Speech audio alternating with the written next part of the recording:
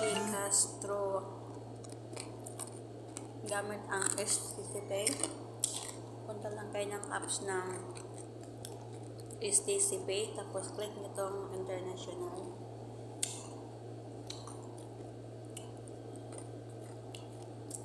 Ay, wala ko internet.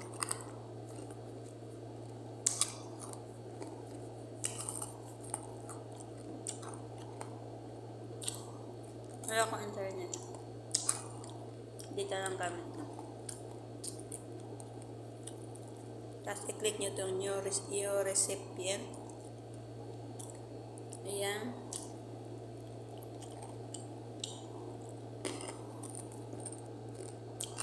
Tapos pangalan nyo.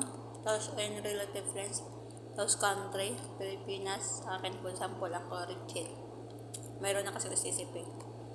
Richie. Tapos, Philippines country. Ganyan. Tapos, ayan na. May Richie, relatives, Philippines country. Tapos, delivery option. Or, ayan, nakalagay Western, transfer to mobile wallet, Cebuana. So, i-click natin yung transfer to mobile wallet kasi nga i-send mo sa GCash. Click mo yung transfer mobile wallet. Ayan. Ayan na. Tapos may naka-continue. Ito. Mobile name, pangalan, tapos number. Tapos yung number na mag-reserve sa Pilipinas.